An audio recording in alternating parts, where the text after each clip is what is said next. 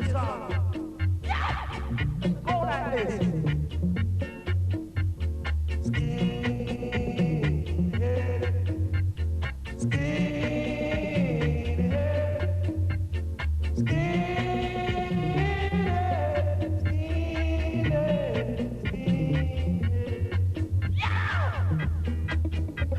Skin to me is not like no movement. That's the last thing it is. To me, it's a way of life, man. It's a culture that I live by. It's about having pride in the way I look. It's about working for my living, earning everything I get. It's about going to reggae dances and having a good time, about enjoying the most multicultural culture in the world. Hey, watch out, there's some skinheads running around here.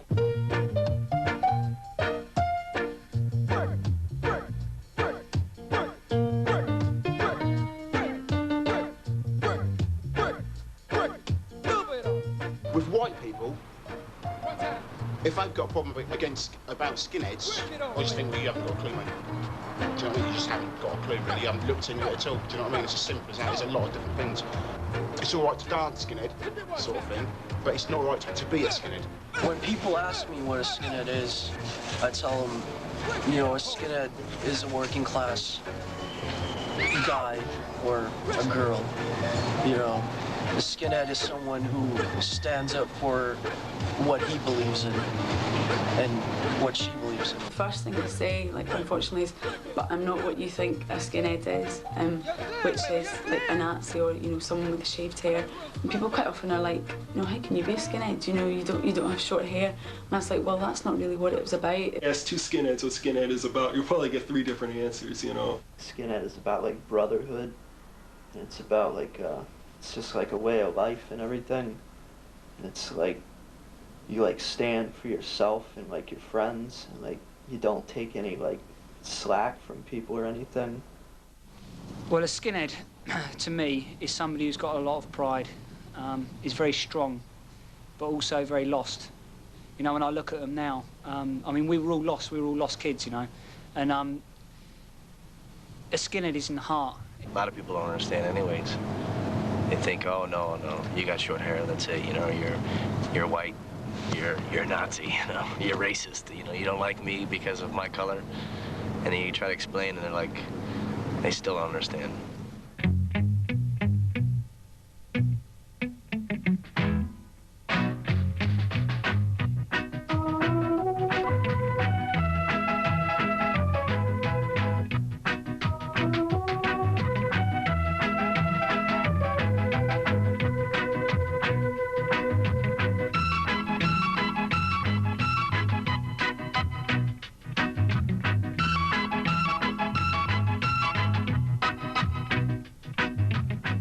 To me, it was about pride in myself, you know, pride in the clothes, pride in the estate, proud of what we could be proud of, really, because at that age you need something to latch onto. It's a feeling more than anything else, because it's hard to actually walk about like this and knowing people hate you, but still feeling pride in what you are.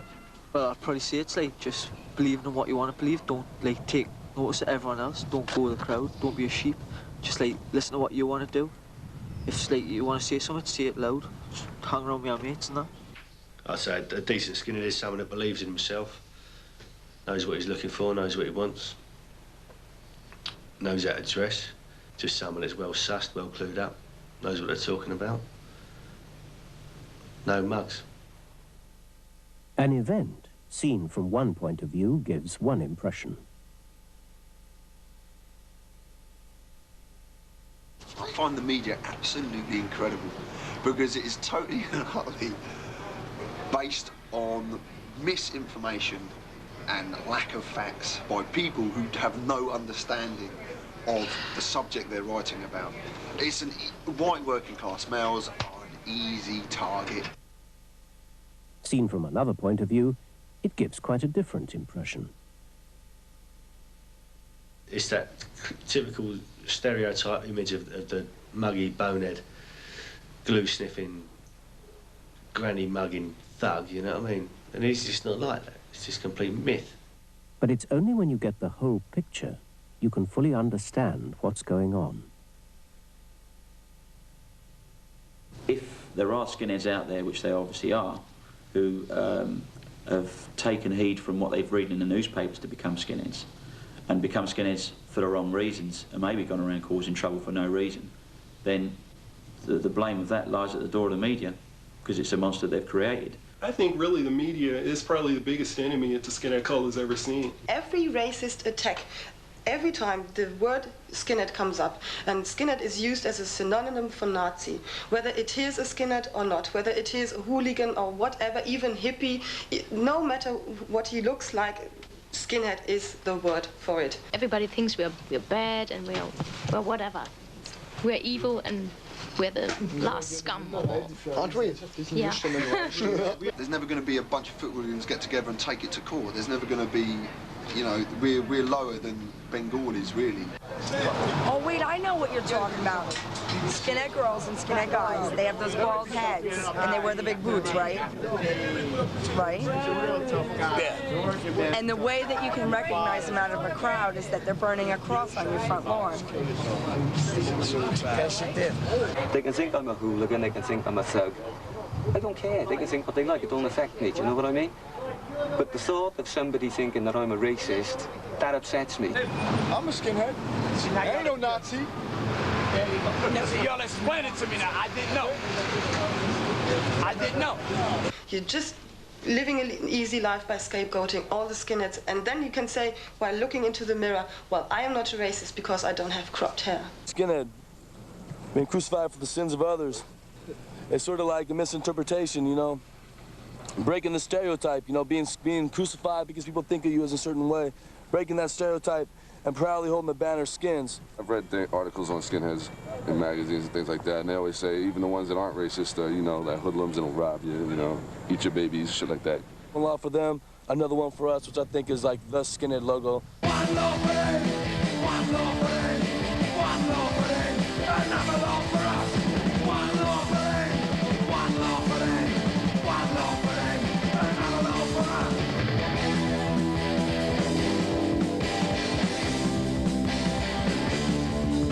No fun, no work, no job, no use. What else is you? There's an excuse.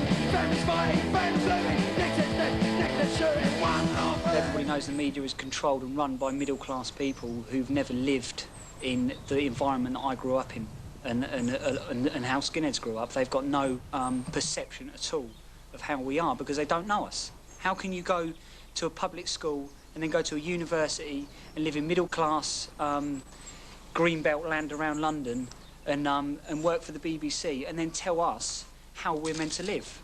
They get their hair cropped, buy the uniform, and they're in. Narrow clip-on braces worn to be seen, but perhaps they're best known for their big boots, sometimes fitted with steel toe caps, which are not just for protection. People say, oh, I can't understand it, you know, why they do all this. Well, people saying that, and these are top people, politicians or whatever, saying, oh, I can't understand it. Well, that's just ignorance, you know. If you don't understand something, then you're ignorant of it, you're uneducated on it.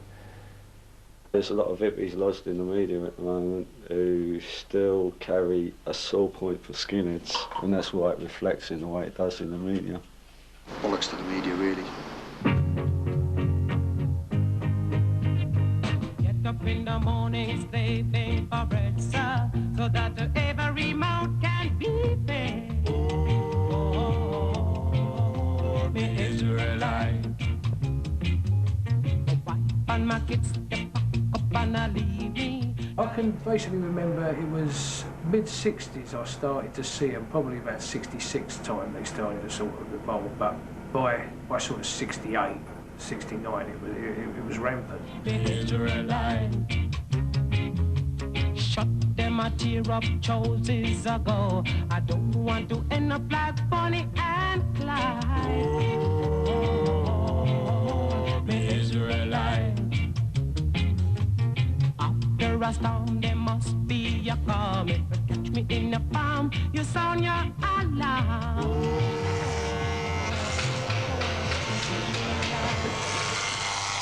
You can't really explain it unless you've done it. It was just one of those magic feelings. Well, the first time I got my hair cut, I had a hat on, I took it off and they just fell on the floor laughing. So I was a bit gutted. Because because they used to call me Gonzo and my big nose. It just made me look even bigger. I used to have long hair and that, and then I wasn't allowed to have my hair the way I wanted it and that. So I shaved it all off and I got hassled even more. My dad punched me in the face, and my mum quite liked it. You felt confident with yourself, but I mean, there's a lot of piss takers about it at the time. It's all, I mean, that playground chant, skinhead, skinhead over there, what's it like to have no hair? It just felt good, you know, it still feels good, you know, to like crop my hair and lace up a pair of ducks. I love it, you know. When I first shaved my head, it was like, I bicked it, you know, I like shaved it completely bald. So it was really good.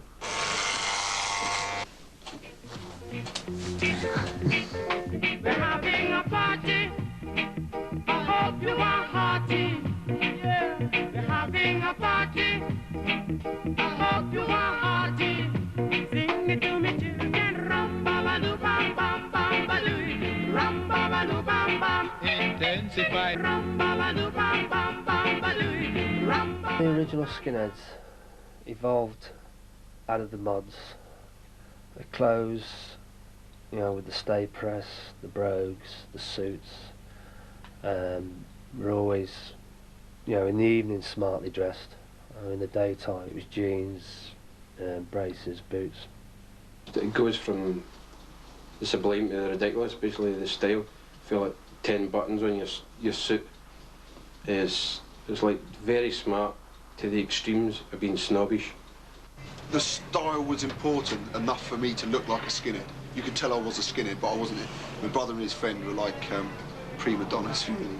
They were like immaculately dressed and very elitist, very, very snobbish. A lot of snobbery in the skinhead cult, a lot of snobbery.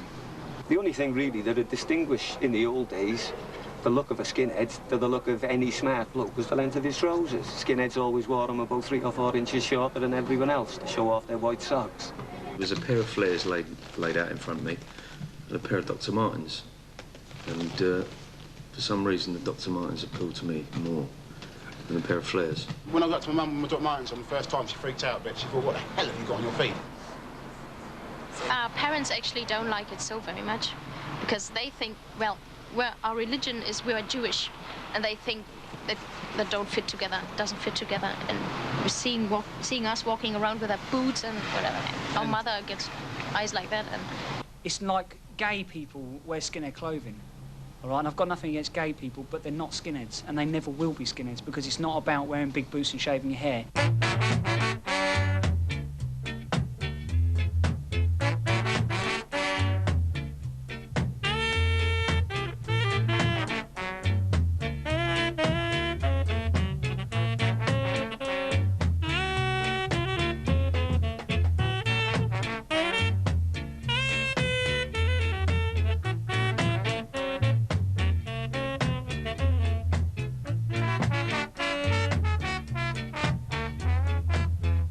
When I first turned skinhead, all the old skinheads were giving me their stuff, and that's a real class gear at that time. When you was going through 77, you couldn't get sod all. You know, be army lightweights, Arrington jacket, Fred Perry t-shirts. I mean, those were the things that you could pick up in the shop. Didn't like when it kicked off with two-tone and what have you. You had a lot of gear that come out, but it come out labelled as mod wear. It's like you've got this big thing nowadays about skinheads only wear Levi 501s. But originally, any pair of jeans would do. Like, you could wear Levi's, Wranglers, Lees, anything at all. Like, same with the shirts. People know, they say, oh, skinheads only wear Ben Shermans. Well, it's a load of rubbish, really. Like, originally, you wasn't even button-down shirts. It was just ordinary, plain, white work shirts. When I went to school, you know, you had to wear a white shirt. So, you know, Ben Sherman, a white Ben Sherman looked much better than those sort of white nylon-y ones.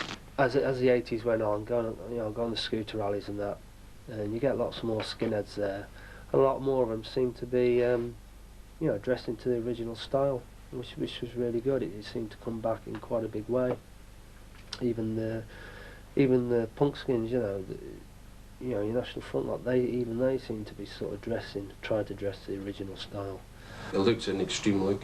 When you see somebody with their boots, shaved head, and I mean, it's kind of hard to look nice and quiet. I mean, you look nasty, whether you are or not.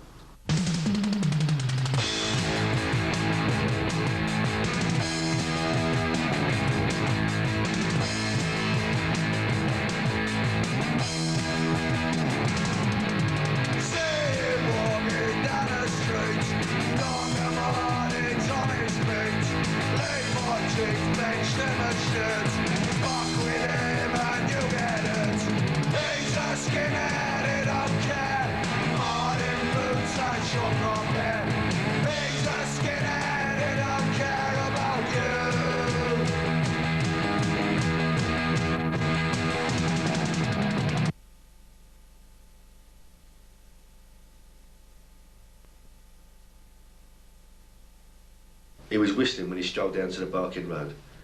The cosh felt comfortable against his flesh, his boots felt solid, secure on his feet. In a few minutes he would meet his mates, and soon they would be ready for an aggro. I mean, really, in my view, being a skinhead was all about violence, and that's it.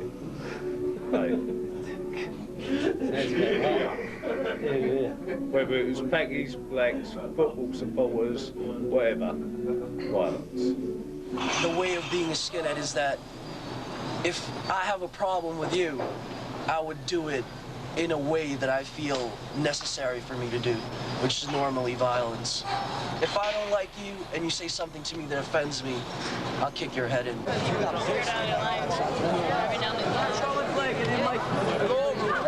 Oh, shit!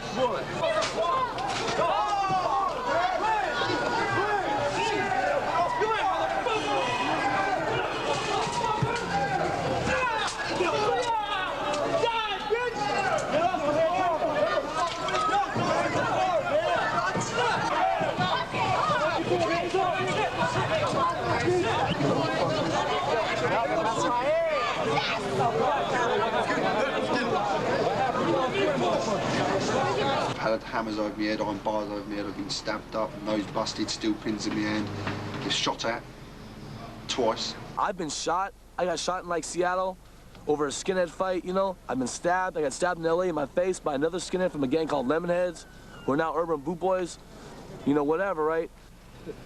I've been in jail for like skinhead related shit. I've devoted my life to skinhead. I'm not gonna leave it. Like one time I went to jail and like it was all over the news, like the media like made a big thing there, like 3 Nazi skins arrested and guns are found and all that. And then like I got beaten by the whole unit, like I had stitches all over my face and stuff. So it's like, you know, they obviously wanted me to get attacked. Like they put me in a unit with 15 blacks, you know, and like left my cell door unlocked, so. I'm a little bit extreme though. I think violence is quite fun sometimes. It gives you adrenaline and stuff. But people don't like getting hurt. Skinheads, blacks, Asians, people don't like getting hurt or getting grief. So we had a good rapport between all the different sections of town. But when it did go off, it went off in a big way. Usually wankers in pubs, pissed geezers, you know. And that's what it was, pissed white men. You know, the blacks had a lot of respect. We had a lot of respect for the Seven because we were exactly the same. People, exactly the same. You know, young lions. If someone's fronting you face to face and taking a piss, do you know what I mean? You got to deal with it, like. Well, like if someone's having a little, you can walk away from it. A big man will walk away from a fight if he can. You got a motherfucking problem? Eh? You want some fucking knots on your fucking head? Just film, motherfuckers, because you don't know what the fuck you're dealing with over here, boy. It's part of any teenager growing up, part of anyone growing up. It happens everywhere. You can't escape it. It's part of life, isn't it? I'll kick every one of your fucking asses. Whatever. Huh? You always get hassled, though. It just comes to us, really. Well, every weekend there's always a bit of trouble. Good Fridays, battles down the fair. Every Good Friday when the fair opens again. Bit of violence now and again. Comes out the corner, like. For you. It's not just skinheads. There's a metalheads fight, hippies fight over pot, you know, whatever. Everyone fights and stuff. Just skinheads always tagged for it. I wouldn't doubt that violence is associated to skinheads, but sometimes it's either justified or there is a reason for it. And I think there's a great difference between violence for a reason than mindless violence.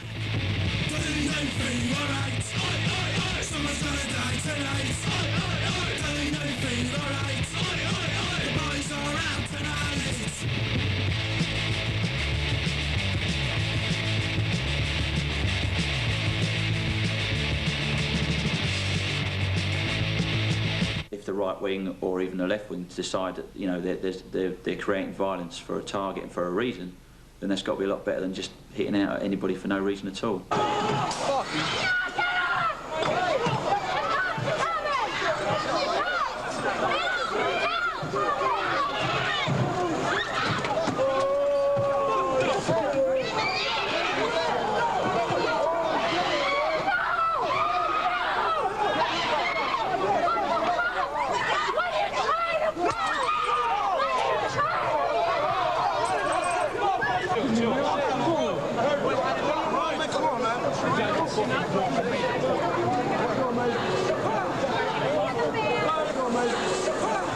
exactly know what happened. All I know is that these people get beat up. It's fucking bullshit. If you're fighting for a reason, that's cool. But obviously this isn't a reason. Obviously not. When you got 20 on 1, that's not a fucking reason. I'm from Milwaukee. The Brew City, BCS, in our town, it doesn't happen like this. For real. Trust me, if you want to have a fun time, Skinheads together, Milwaukee. Milwaukee, fucking Wisconsin. I can't believe this shit. It ruins the whole fucking night. I just lost my way. Why I didn't become a Teddy boy is because, you know, I just didn't like packies. Skinheads was all about, you know, everyone knew Skinheads didn't like packies, and so I thought that's the one for me, you know. I'm a Jackson Heights thug. I look for people to beat up for no reason after a while. Brooklyn, New York Skinheads, and Hawaii, hula hula. Harbour Skinheads, Wilmington, Carson, Long Beach. Uptown Boot Boys? Yeah. Well, it started in the dark days of '88. They listen to hip-hop music. A bunch of hoodlums. But the Brooklyn Oi boys, we're stronger than ever. And most of us are dead or in jail. It's only if you're by yourself or somebody, they'll probably start on you. Like a couple of times we've had guys calling his name and says, right, come on then, me and you square go. And once you say that, they just can't believe it, thinking, oh, what's this Asian guy doing, turning around and want to fight me, you know? So a fight starts off, yeah, and we all got thrown outside. And this one in particular, I seen him and I just went up to him, yeah, and inside he was really giving this aggressive look like this, and went up to him and said, yeah, and all of a sudden his face just changed. He had all these tattoos on his head and everything made in Britain, made in Scotland and all. I had all these tattoos everywhere. And as soon as I went up to him, his face changed and he was nearly crying. Before I even hit him, he was started crying, the guy did. He was on his knees, well, just beat him up and that was it, really. Yeah. I wouldn't say it is a particular violent cult, but people have portrayed it that way, yes. And sort of the male going to the football, having a fight type thing. But for me personally, no. You have, as I said, such a lot of different kinds of skinheads who often don't like each other, and you have the Turks who don't like us at all. And you know, there's a lot of violence. Yeah, hooligans. Sometimes you're just in the mood to beat someone or whatever. Yeah. All this greasy, you know, hippie stuff. If you go to a ska concert and it's hundreds of hippies and only 5 skins or what, you get angry.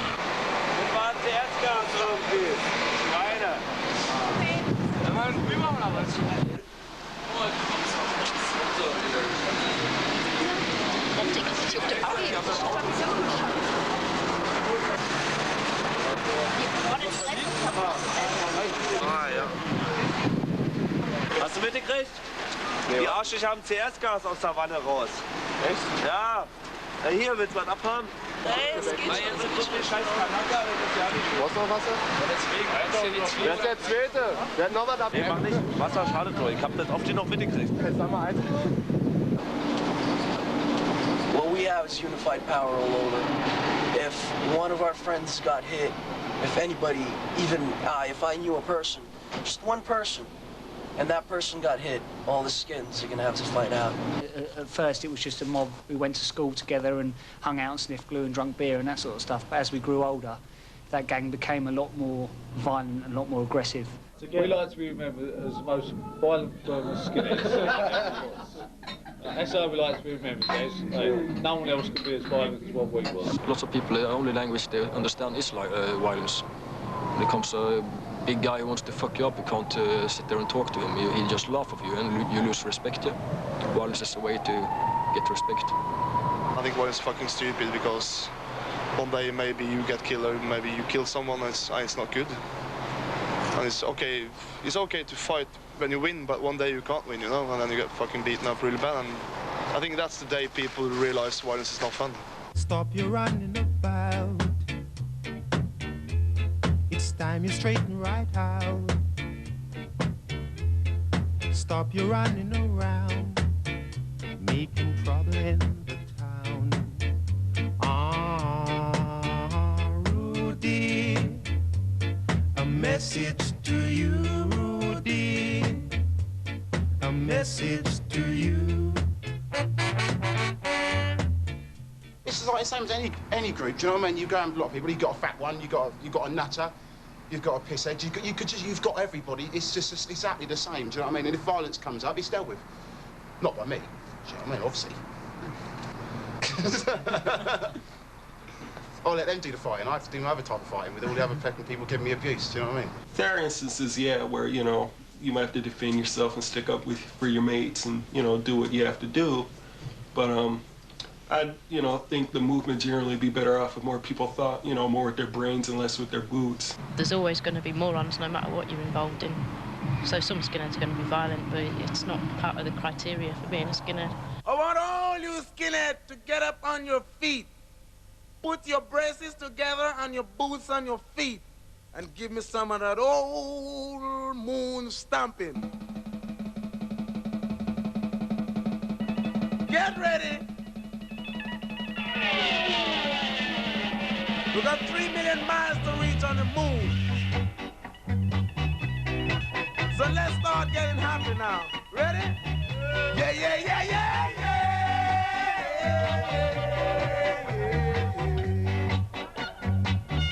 Yeah, yeah, yeah, yeah, yeah. All right. Now. Yeah, yeah, yeah, yeah, yeah. Skinhead was born out of a mixture of working class cultures, basically being the British working class culture, which was like your working class mods, sort of evolved into skinheads around 68, 69. And they picked up on the Jamaican music they'd been listening to in blues parties and things, and took it on as their own. And like as a mark of respect, reggae musicians started saying thank you by recording Skinhead Moonstomp, Skinhead Girl records like that. So reggae music and skinhead grew together. With regards to like sort of skinhead reggae and the rocksteady, it's hard to describe, but it's a really good feeling, you know. If you hear a good song, you're like, oh, you know, that's brilliant, and you really sort of get into the rhythm and you want to get up and dance or do whatever. But it's something that really like affects you. That's the sort of music I like, and that's why I like it, because it really sort of touches your soul. It's always been that music for me. You know, I suppose I've just grown up as a white West Indian. I think the song that really typifies being a skinhead has got to be Simmerip's Skinhead Moonstomp. I think it came out 1969, 1970. On that there was Skinhead Moonstomp, there was Skinhead Girl, there was Skinhead Jamboree. The whole album was dedicated to skinheads. The front cover was for skinheads. And for a group of Jamaican musicians to actively court the skinhead cult really emphasised the mixture of British and Jamaican cultures that had come together to make skinhead what it was. You know, like every skinhead firm had a few Caribs in, you know? A few sort of Jamaican guys. All used to go to the same club. There was never any problem. When a skinhead walks down the street, every chick heart skips a beat. When a skinhead walks down the street, every chick heart skips a beat. Skinhead, skinhead, skinhead, skinhead. I always ask them, is there any skinheads in the audience? And they would say, yeah, quite a lot, and it makes me happy. 'Cause when I see them, I know what I'm going to expect. I know.